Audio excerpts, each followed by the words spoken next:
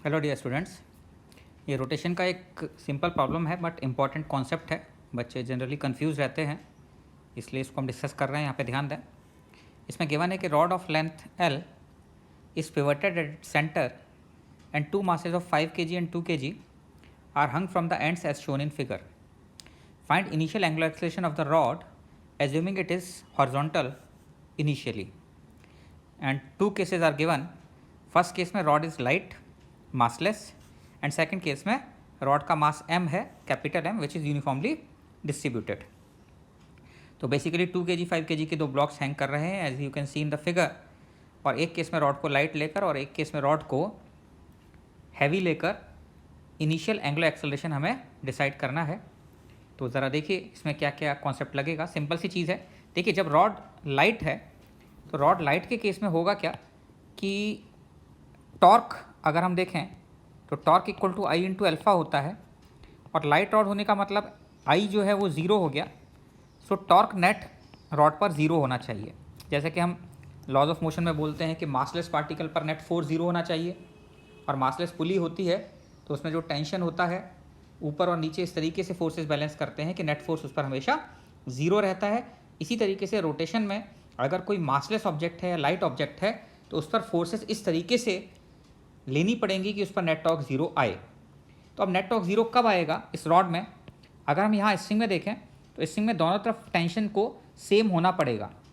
अगर स्ट्रिंग में दोनों तरफ टेंशन डिफरेंट हो जाता है तो इस पर एक नेट टॉर्क आ जाएगा, और नेट टॉर्क आ जाएगा तो अल्फा इन्फाइनाइट हो जाएगा क्योंकि आई ज़ीरो है। तो ऐसे केस में टॉर्क नेट ज़ीरो होने का मतलब है कि टेंशन जो है वो दोनों स्ट्रिंग्स में क्या होना चाहिए, सेम होना चाहिए। अब स्ट्रिंग में हमें टेंशन सेम पता लग जाता है। अगर हमें माने कि 5 kg का ब्लॉक नीचे आ रहा है और अगर ये एंगुलर एक्सेलरेशन इसका अल्फ़ा मान लें, तो इस वाले एंड का जो राइट एंड है उसका एक्सेलरेशन जो है वो कितना होगा नीचे, L/2 अल्फ़ा होना चाहिए, बिकॉज ये लेंथ L/2 है। तो 5 kg का जो एक्सेलरेशन है नीचे वो कितना होना चाहिए, L/2 अल्फ़ा होना चाहिए। और इसी तरीके से 2 kg का एक्सेलरेशन ऊपर की तरफ L/2 अल्फ़ा होना चाहिए।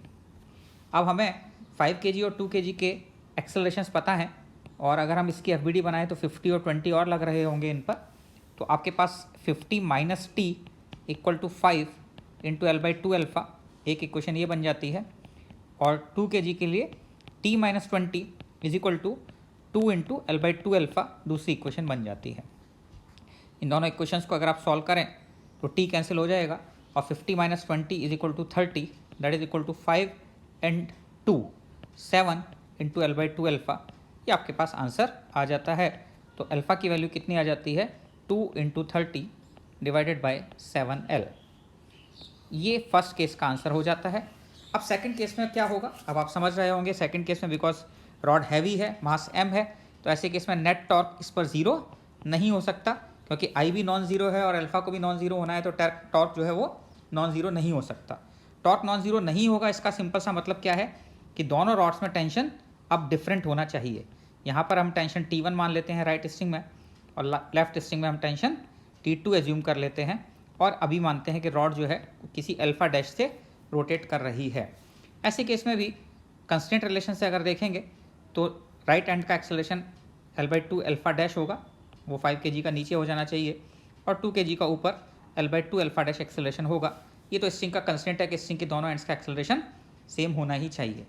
बट ऐसे केस में अब हमारे पास तीन इक्वेशन बन जाएंगी। रॉड के लिए अगर हम इक्वेशन लिखेंगे तो रॉड के लिए equation T1 into L/2 minus T2 into L/2 that will be equal to I, rod का हो जाएगा ml² बाय 12 इंटू अल्फ़ा। ये आपकी फर्स्ट इक्वेशन हो जाएगी, और बाकी दोनों इक्वेशंस वहाँ से वही आ जाएंगी। आप अगर देखेंगे तो 50 minus T1 is equal to 5 into L/2 alpha dash, ये अल्फ़ा की जगह अल्फ़ा डैश है, और 2 kg के लिए ये T2 minus 20 is equal to 2 into L/2 alpha dash आ जाएगा। और दीज आर थ्री इक्वेशंस। तीनों इक्वेशंस को अगर आप ऐड करते हैं, L/2 अल्फ़ा को उधर ले जाते हैं, तो यहाँ आपके पास कितना आ जाएगा, 50 minus 20 is equal to ml² by 12 into 2 by L इधर आ जाएगा, और plus 5L/2 plus 2L/2 into alpha dash. इसको आप सॉल्व कर सकते हैं, सिंपल सी कैलकुलेशन है। 30 इज इक्वल टू कितना आ जाएगा यहाँ पर अगर आप देखेंगे तो एल से एल कैंसिल हो जाएगा और ये नीचे 6 आएगा तो ml/6 plus 5l/2 plus 2l/2। Now आप इसको सॉल्व कर सकते हैं इनटू अल्फा डैश। इसको सॉल्व करने पर आपके पास अल्फा डैश की वैल्यू कैलकुलेट कर सकते हैं कितनी आएगी। तो फंडामेंटल बेसिकली ये था आपका कि अगर आपको लाइट रॉड गिवन है तो वैसे केस में आपको नेट टॉर्क ज़ीरो करना है, और अगर लाइट रॉड नहीं है तो नेट टॉर्क नॉन ज़ीरो होगा और उसके हिसाब से आप लोगों को कैलकुलेशन करनी है। ठीक है, आई होप ये क्लियर हो गया होगा क्या कॉन्सेप्ट है। सिंपल सा कॉन्सेप्ट है, तो आपकी मिस्टेक ऐसे केस में नहीं होनी चाहिए। ओके, चलिए, एंजॉय योर डे।